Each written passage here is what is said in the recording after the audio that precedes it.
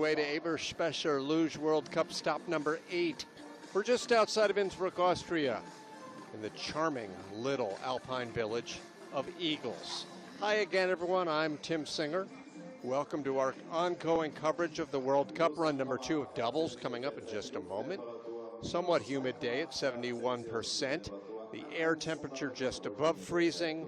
The ice just below on the Celsius scale. Earlier today, it was run number 1 of competition, and things are very tight right now on this 888-meter track of Innsbruck, Austria. Gordy Scheer will be joining me in a moment from Team USA, but let's count them down from 3, 2, 1.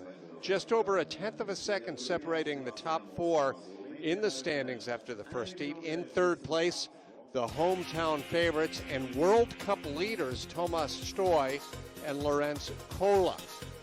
They're 79 thousandths of a second out of the lead. In second place, the team trailing them in this year's World Cup points, Eggert and Benniken. They're the defending World Cup champions and defending world champions. But in the lead from Italy, Ludwig Rieder and Patrick Rassner. They were the fastest at the start. They were the fastest at the bottom of this short track, as they are not in pursuit probably of that crystal globe for the season's title, but they'll look for their first career victory a little later on. Start list from slowest to fastest. Gordy, your thoughts entering run number 2? Well, I think the Italians are definitely in position here to have a great race. The question is, can the Austrians bounce back, Stoy Kohler? And of course, the Germans are always at play here as well. They didn't have a particularly good first run, so it's going to be very exciting. In fact, one German team is in 8th place, the other in 2nd right now. There's also a third German team whom we'll be seeing first of the trio, but first up right now from Romania, Torea and Matska in this 2-run combined time competition. They have a tap right away and lots of adventure there in the start curve.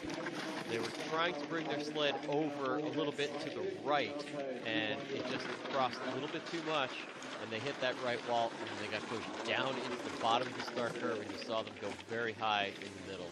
And that's a common mistake, a tough one, but it happens, unfortunately, in this sport. This is the exit of curve 10. It sets them up for a series of tight little turns down here at the bottom. This is the labyrinth, as it's known, and it's a common element in luge tracks around the world.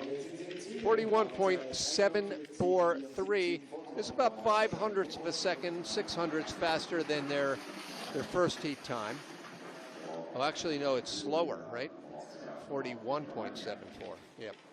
Yeah, they're a little tentative at the start. Paddles out, the hands were a little wide out to the side, and then you saw that drift off to the right, tap that wall, and then that's really what set their problems off. Curve 9. Yeah, this is the exit of curve 9, a very challenging point in this track. You want to come out and go middle to middle right into curve 10. Welcome again to our viewers from over 80 different nations tuning in this morning for the World Cup luge action. Hoy and Lekbikovic up next for Ukraine, the first of 2 consecutive Ukrainian doubles teams. And if you have comments, questions, insights, criticisms, you can find us on Twitter at LugeAnnouncer. You can also email us, luge.announcer@gmail.com. And this duo does it a lot more cleanly there at the start. Definitely more comfortable. The paddles look nice. Digging into the ice with those spike gloves, pulling the sled forward. The only point at the track in which you can accelerate. The rest of the way down, these guys are just trying to be smooth and trying not to lose time. Feet dropping out of curve 9. And big skid into 10. Yeah, just, again, that is a tough point in this track, very much the crux. And they're just offline a little bit, lacking confidence. And once it goes wrong, it can be tough to get it back. Nonetheless, because of the major problems by the Romanians up at the top, Ukraine has a sizable lead here. as they'll look to inch their way perhaps into the top 20. But that'll be a tall order. Guys are feeling a little disappointed with themselves. You see the feet going down.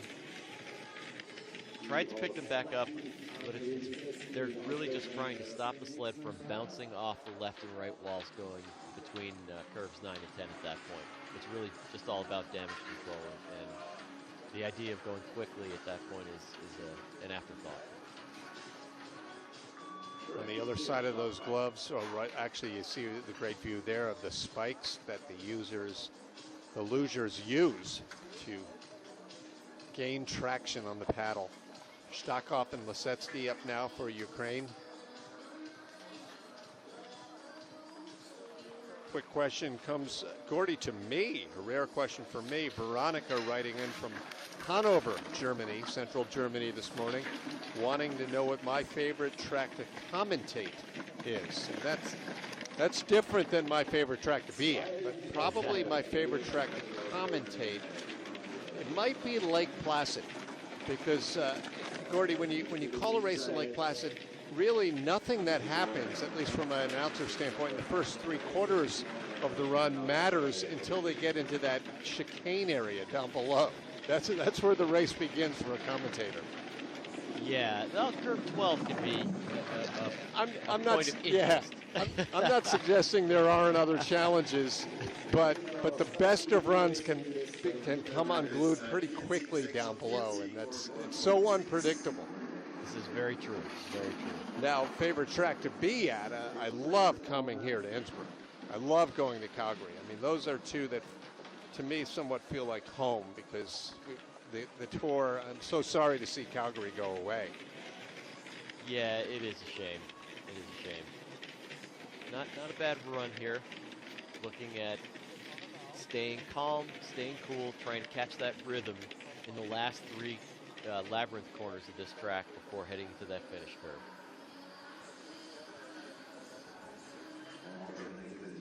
Romanians up next. We've already had one Romanian sled, 2 from the Ukraine.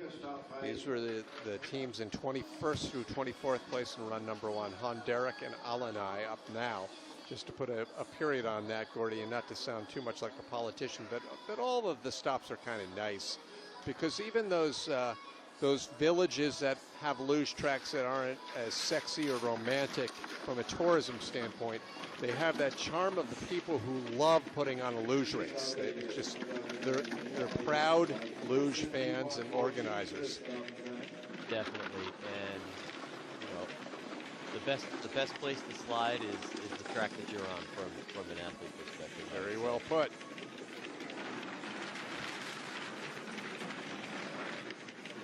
As the Romanians make their way down here, the job of driving the sled is really kind of split in half between the 2 guys. You got the back guy whose shoulders are in contact with the sled, and the front guy who can see using his legs to steer. It's really a team effort to get this thing down the hill. 1:20.846 puts them into the lead. It's a team effort, but largely unspoken when you're on the sled. You can't speak to each other. It's all nonverbal communication. As you come into a corner, the front driver will roll his or her head going into the corner.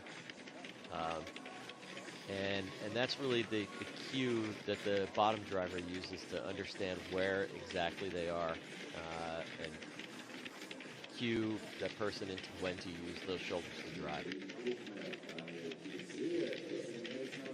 That's exit of 9, looking up quite a bit, but then he tucks the head back. Yeah, and you see a little bit of left to right motion on the straightaway, and that is not necessarily what you want to see, because you're adding extra distance to the track. The young Russian team in just their 3rd week of action, their 2nd week qualifying for the World Cup, Buchnev and Kilsiev. Yeah, veteran paddle and settle there. Yeah, definitely improvement over their first run. They looked a little more confident, a little more comfortable. Being so young, from a racing standpoint, I'm not surprised to see them being a little tentative and nervous on the paddles and start at their first race. Ken writes in for run number 2 with a quick question, Gordy, pointing out accurately that there have been a lot fewer crashes so far today, knock wood, than we had in the opening weekend in November. And could it be because of changed course profiles? It could be, absolutely. The courts could be built a little bit nicer, and it also could be just the fact that everyone's knocked the rust off. The season got a little bit of a late start this year, so people didn't have quite as many runs in the lead up to the competition World Cup season. So, that might have been a factor as well, but that's a great question.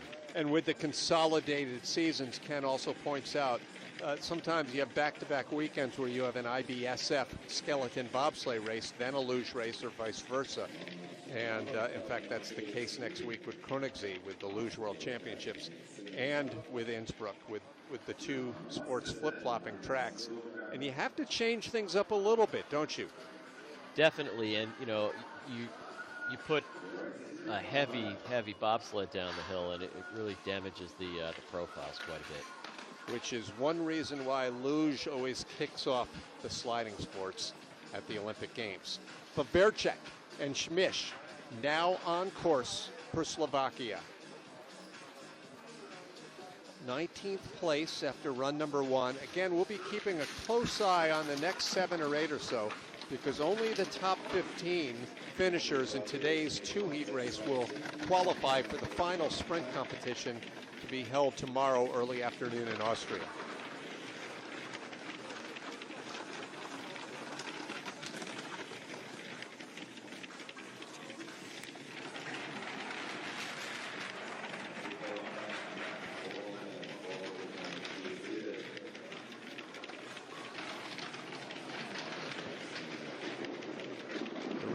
Up. They've been in the green just about the entire way. 67.2 miles per hour is the second fastest speed, and their time is the second fastest time. 40.261 for the heat, 125.62, the 2-run cumulative time. It's Russia leading over Slovakia and Romania. Those are the top 3. 1, 2. Hello, hello. Check, 1, 2. Hello, hello.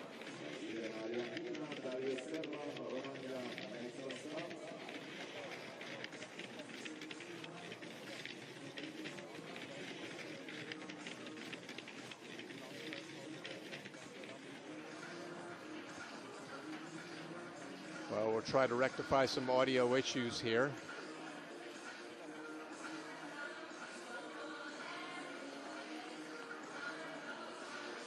The Romanians now up. Zitland and Sherban. 18th place after run number 1 for this Romanian duo. Their start time, the 5th fastest at 2.117. These start times are very short splits. Gordy, you back with us? I am. Can you hear me? Yeah, we heard a few microphone tests along the way. Glad to have you back. 48.839, the latest split. This is the Romanian team on board now, the second of the 2 Romanians. This is the lower labyrinth. It's really important to catch that pocket. It's almost, you have to think, catch the pocket, light drive out, catch the pocket, light drive out, catch the pocket, light drive out. Very rhythmic down in that lower labyrinth. 3rd place time for the heat, 3rd overall as well. Gordy, you made the great point that this track, perhaps more than any other, the splits are close between places. Definitely. Finish times are close. Right. And, it's really, first of all, it's a short course. And secondly, it's a relatively easy course to drive down. So those differences are just going to be super tight.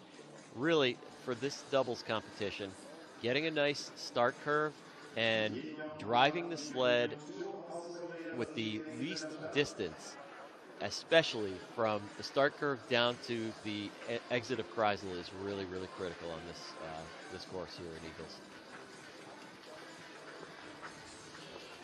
Our first 7 sleds have come down, still 17 to come, and the lone entrant from the Republic of Korea, Yin Young Park, Young Myung Cho.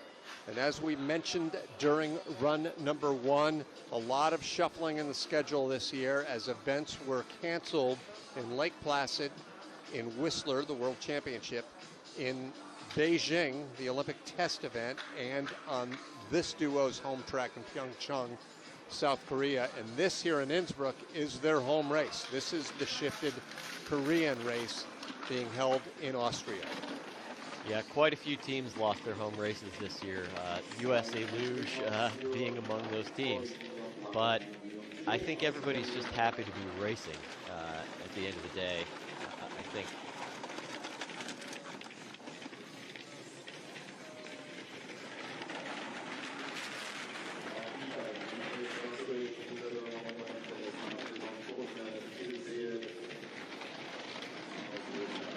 out of curve 10 to the lower section here, picking up a little time. Yeah, wouldn't be surprised to see them do that. These guys have slowly but surely become veterans on this circuit. Not a bad run. Well, they drop a couple of spots, and that's significant because they entered second heat in 17th place, not too far out of the top 15 where they need to be to race again tomorrow. But instead of moving up, they've moved back a couple of spots, at least for now. And that's definitely tough. You really want to be in that competition for the Sprint World Cup. Otherwise, you miss out on a points haul. So it really is critical. And there was the big issue coming out of curve 9. A good save, but you saw the sled skidding and shaving ice out of the back of those runners. And that equals lost time.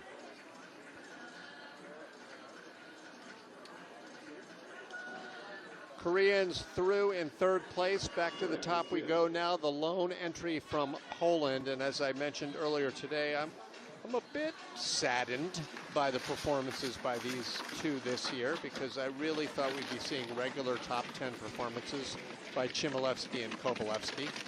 A podium last year, late last season. But they're facing some tough competition. We understand that against some odds for these small nations, Gordy.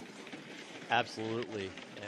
These guys do have some, they've had some support over the years from some big teams, namely the German team. But nonetheless, it's sometimes you lose that mojo, and it can be tough to get it back, and it can be really frustrating because you don't know where it went. Well, one thing they did was improve a lot here in run number 2 from a 40.16 to a 40.01. 1500s is no small advantage on this track. Not sure what that pounding of the wall was all about there. Did you see that? I don't know what that was about. Maybe, well, I think they're happy, and they should be. That was a solid run. Well, let's see if that can get them into the sprint. They need to pick up one spot. Now, they trail the Germans upcoming in a moment by a pretty wide margin, by better than a tenth. I think they'll be able to get in, actually. I think that run was more indicative of where they should be. And, I think the Germans may have a good run, but beyond the Germans, there may be some movement. I mean, all it'll take is one crash, and a little later on, the strategy of some of these teams trying to move up one or two spots could lead to too big a gamble, right? Yeah, absolutely. Absolutely. Not even a crash. Sorry, Tim. No, that's all right. You can finish that thought, please. No, I was not even a crash, just a little tap of the wall at the start, and the game changes. Koyaka and Gam of Germany, a little surprising to see them back in 15th place. As I mentioned earlier, their spot is not yet assured in next week's World Championships in their home country. And they missed out on making the World Cup team in the first half of this season. They've come back with decent results, although not sensational. As long as you see green, they're happy. That means they're going to hold their spot. I think, that said, these guys have a legacy of great German doubles teams that they probably want to live up to here. They have World Championship medalists. They have a good run here, well under 40 seconds. by 1,000th of a second, 39.999. And David and Robin have some fun there at the finish. Not intended. No. The outrun is a tricky spot sometimes. You know, your mind is away from the run, and you think, oh, I've made it down, and sometimes it can bite you. Looking at the exit of curve 9, and you know, you saw a lot of ice being cut down at the bottom, and those little cuts of ice is where you're losing time, and it really does add up. I think they just turned that sled over so they could give a little sponsorship plug for Velton's beer. The beer of the Hochsauerland. Are you familiar with that product at all, Tim? You can't miss it if you're covering a race in Winterberg. They serve it up for breakfast. The first of 3 German sleds have completed their action. 2 others are in the top 10, 1 in second place right now. But now the lone Canadian doubles team, and really, Gordy, Tristan and Justin, not just the lone Canadian doubles team this year, they held that Canadian flag high for the last 5 or 6 seasons. There really has not been a lot of depth in the doubles program for either of the North Americans. Although I understand the USA has a second World Cup sled that just didn't make the trip over this year. Yeah, Dana and Duncan, they actually opted to stay in Lake Placid. They qualified for these races, but opted to stay in Lake Placid to get stronger at the start, and that's been their focus here. But I was at the USA Luge indoor start training facility earlier yesterday. Oh, problems out of curve 9 for Tristan and Justin. But I saw a lot of double sleds in the building, so that's positive. Nice. Well, the Olympic silver medalists from the relay in 2018 had their issues mid-run. They were in the green most of the way, but that mistake probably back between 9 and 10 cost them their spot. Yeah, if you don't get the height in the right spot in curve 9, it really makes for problems down the straightaway. And they had their height just a little bit too late in the corner, and Tristan just had to drop his feet to make the correction there. And they were also a little bit offline here in the labyrinth, a little bit high on the end of curve 11. We're 11 sleds into this 24 sled field. Run number 2 from Innsbruck, Austria. Canadians are through. They're in second place. Germany leading the way. Poland in third, and that Poland team still just on the outside looking in. They need a top 15 to make the sprint. I'm guessing their best shot might be right now, because this Russian team, Kashkin and Korshunov, are very quick, but they take a lot of chances. Yeah. In terms of body position, you know, aerodynamics, as I mentioned, are really important here. So one of the things that the athletes can do is drop their head back and look as little as possible. And if these guys are feeling it, they'll just bomb, and that can result in erratic results sometimes. If they're on, though, they're really on, and we've seen inconsistency with the Russian sled setups this year. To the finish, they've been in the green, no big mistakes. They stay in the green, 39.959, as they kick the Germans out of the leaderboard for now, out of the leader box. And they have a chance next week, Gordy, to become 3-time defending three-peat under 23 world champions. Yeah, that's impressive. You know, at this age, a very nice exit out of curve 9. Good position on the sled, nice airflow. There also, you didn't see a lot of ice being cut on the exit. And a very nice run, staying cool, going into the finish curve. You really want to stretch out, and as you cross that finish line, try and find your feet in the right position at the timing eye.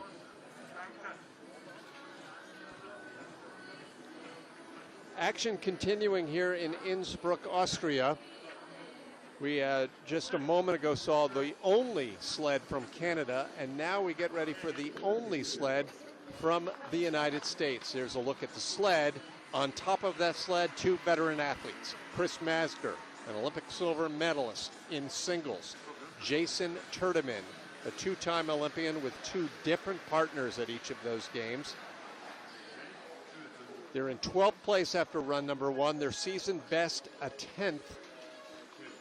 And Jason told me just before the race that he's confident with the sled setup in today's conditions.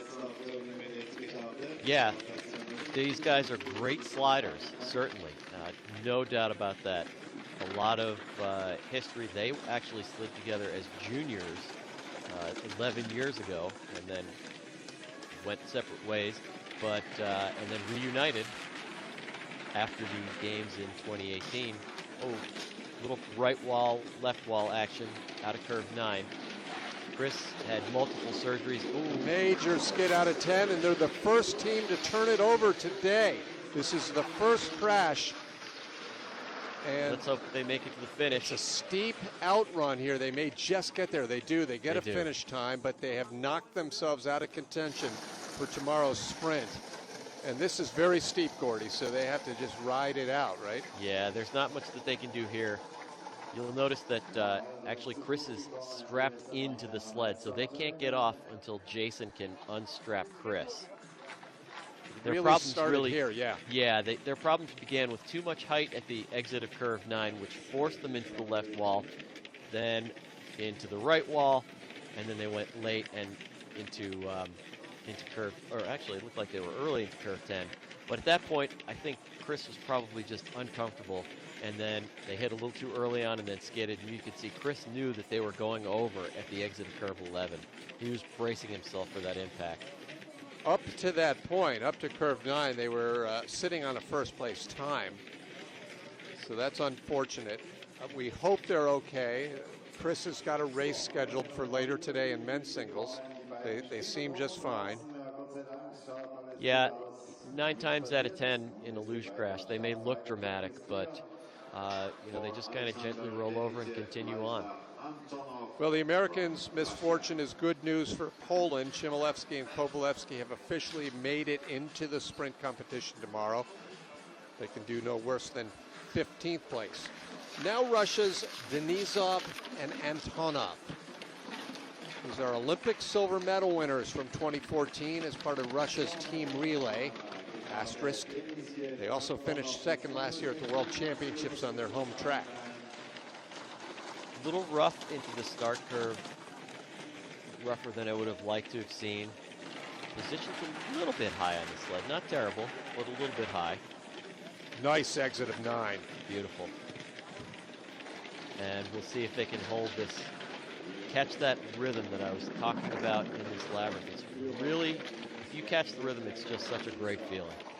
It's rare that no Russian team is in the top 10, but that was the case after run number 1. Denisov and Antonov now move ahead of their teammates, but they'll need some help from the next sleds if they're going to sneak into the top 10. Doubles has thus far really been about 4 teams this year. It's the home Austrians, the Germans, the Latvians, and the Russians, and a little surprised to see that they're not a little bit further up this year in this race. Not a bad looking run. Not at all, as they have the lead with the top 10 getting ready at the top.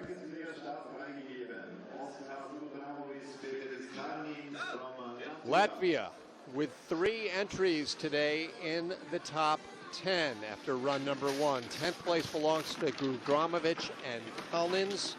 On course, they had a 39.933. It's Russia leading down below. Their paddles were a little bit out of sync. As they released from the handles, you want to see their paddles look almost like one set of arms moving together. And they were just a little bit off. And synchronization is really important in terms of carrying speed. But here we see the Latvians moving up they have great sled setups this season. The Latvians have really come a long way. The Russians have the lead, no more. Latvia out in front, 119.84. If things hold to form, the Russians will have no one in the top 10. That's the second sled that had that turnover right at that spot. This is after crossing the finish line, that big right-hand turn. These guys need to get some sponsorship on the bottom of their sled. That's right. The paddles were a little out of sync, just a little choppy. It wasn't a very smooth-looking start. I don't blame them, because trying to drive that first start curve when it's staring you in the face, you really want to get those paddles done with and settle into the sled. All right, Gordy, setting the stage now for the final 9 sleds. They're separated by a quarter of a second, which is a pretty decent margin on this track, but on some tracks not as much. Wendel and Arlt are up next for Germany. They'll be followed by Müller and Frauscher of Austria. I want to point out the weather again. This is the 3rd consecutive World Cup race held here in Innsbruck in warm, above freezing temperatures. We didn't see any indication in run number 1, Gordy, that the track was slowing down at the end. Could it be, now that we're some 50 sleds or 40 sleds into the morning action, it could be getting chewed up a bit? I don't think so. I think, first of all, between heats, they prep the ice. They water it down, put a nice sheen of what we call a spritz, and that kind of neutralizes things. And also the humidity level is not terribly high. A nice start for one of them. Obviously, these guys know what they're doing. They've been down this track a couple times. They have, and they will be hosting a world championship on their home track in Bavaria next weekend. They've had top 5 in every race but one this year, where they crashed in Oberhof, the first Oberhof race. So if they put something solid down here, it could stick for a while.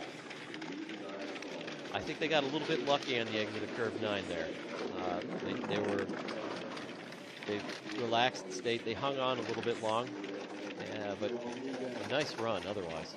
300s up. You would think it would have been a little bigger advantage over the Latvians based on the clean lines. Maybe we'll get another look at what you were just referring to out of curve 9. Yeah, it could be two things. It could be maybe they don't have their sled dialed in, or it also could be that they're just overdriving, just holding onto the sled a little bit too tight.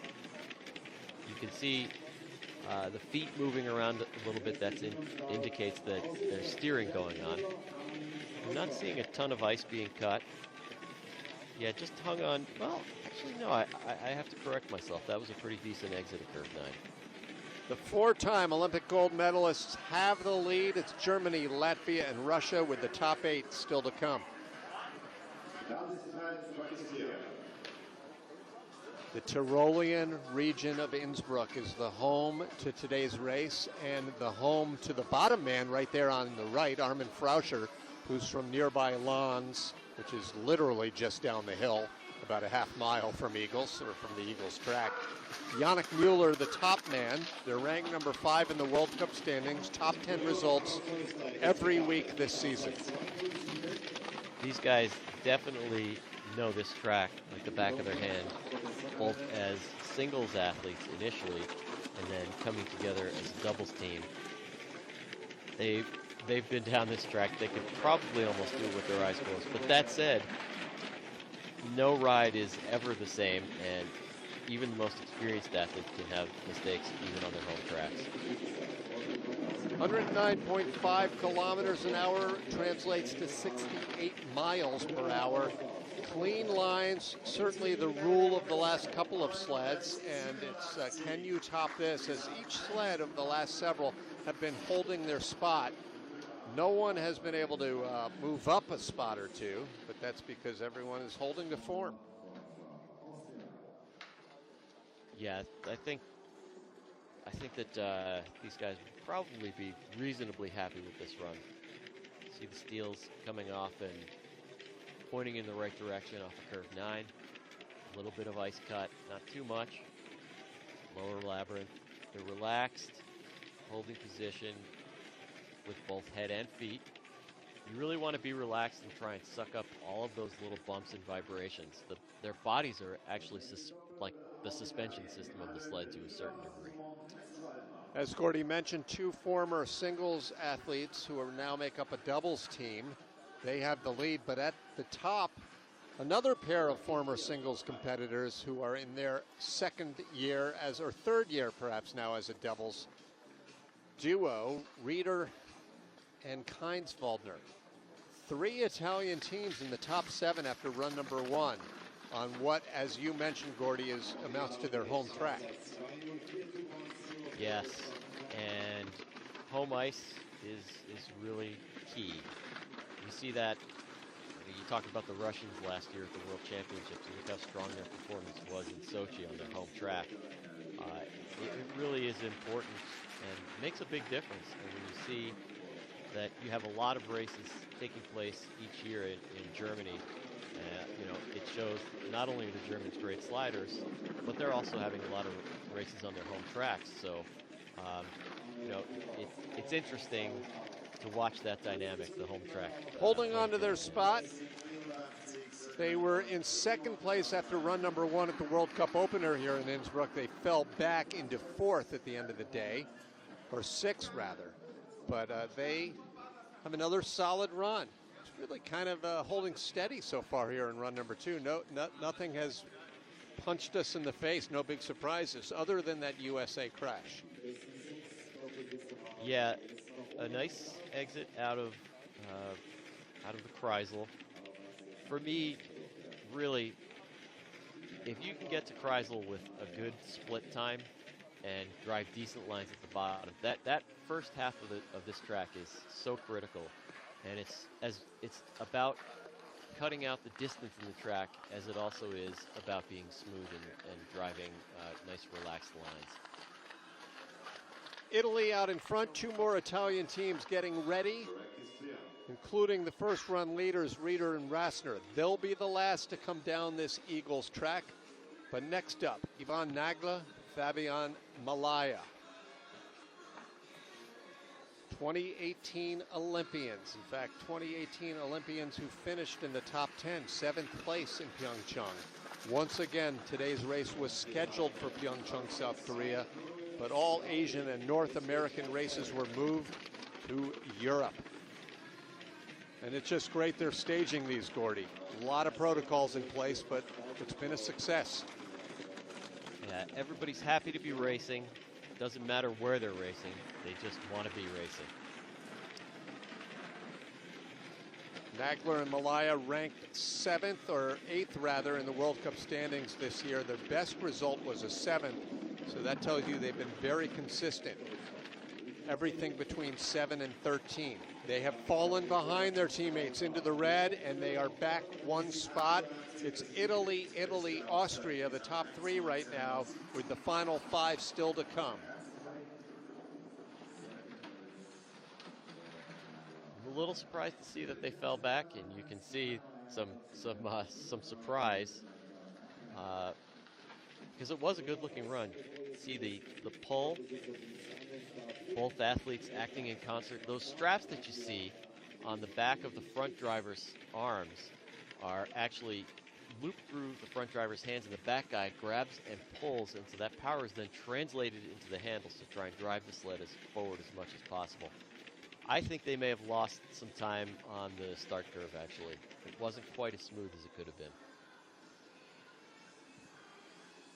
Italy out in front. And here in Innsbruck, we have our final 5 sleds remaining. First up, the Latvians, Andris and Juris Šīks, the oldest competitors in today's race at 35 and 37 years old, respectively.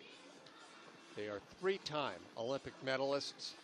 And all of these years into their career, Gordy, it was not until last season that they captured their first World Cup race. They ended up winning 2 last year and then added a 3rd 2 weeks ago. Yeah, absolutely incredible that it took them so long to win when they'd been, Olympic medalists 3 times. I remember that the comment, they referred to themselves as old gold. I got a big kick out of that. I thought that was funny. These guys just know how to drive a sled like nobody else, though. I mean, they are just so smooth. Their advantage was 500ths over the leading Italians entering the run. As you can see, they've opened that up by a wide margin, now a tenth of a second.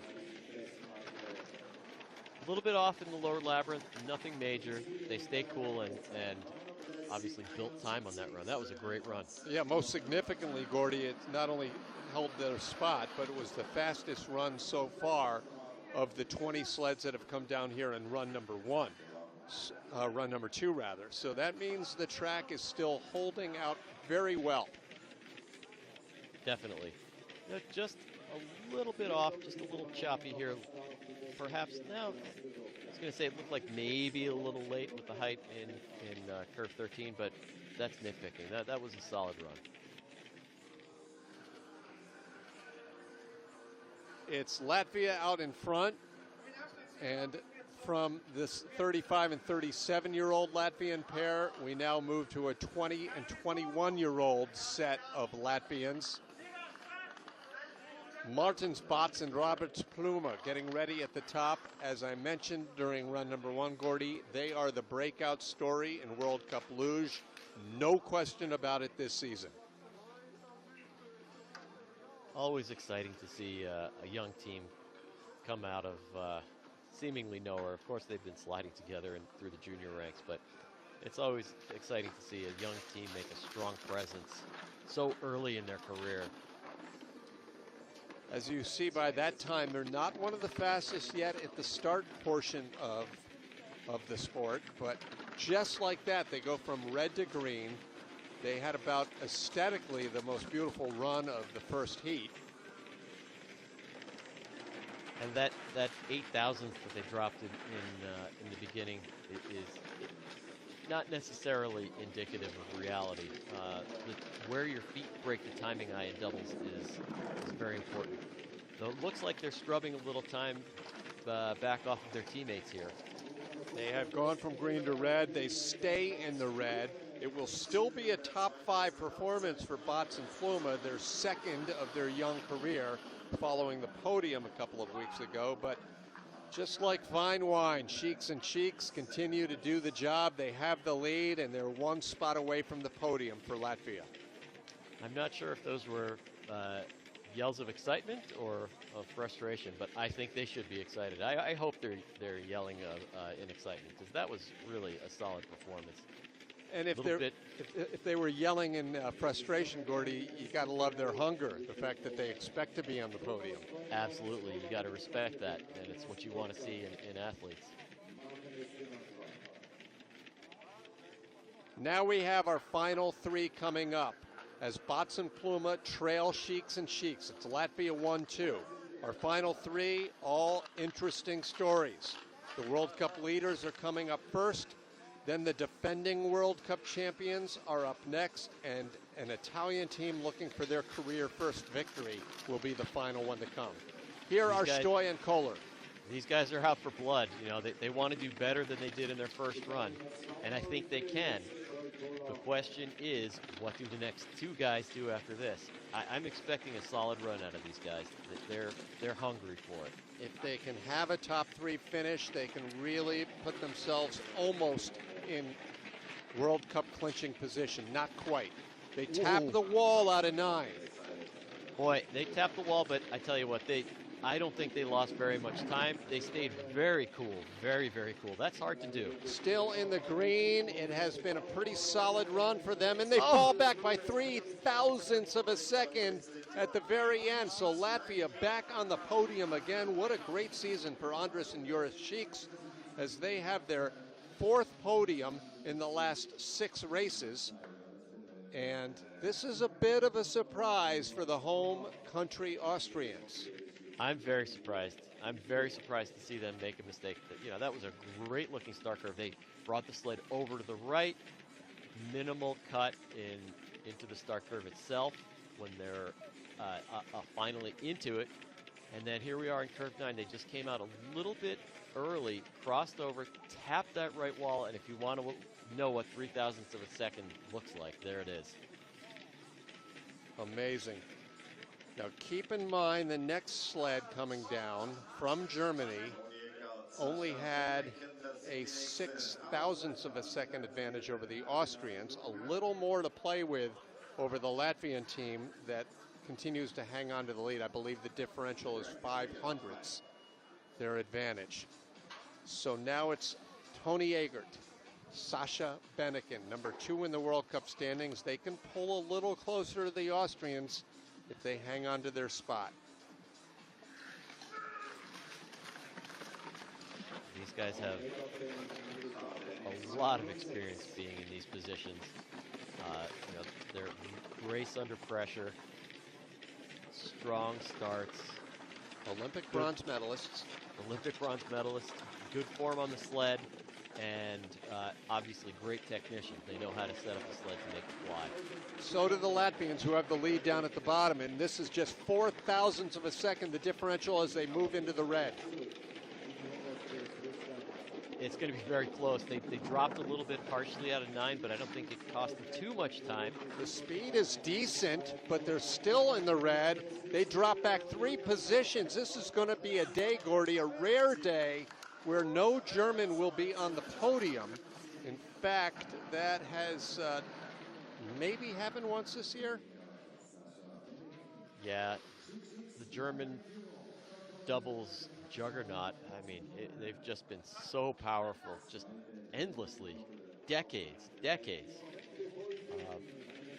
So it is a rarity when they're not on the podium, but it's not ideal at the start. A little bit rough on, but there's no way you can get into that start curve. It comes in at such an angle that it's very hard to not.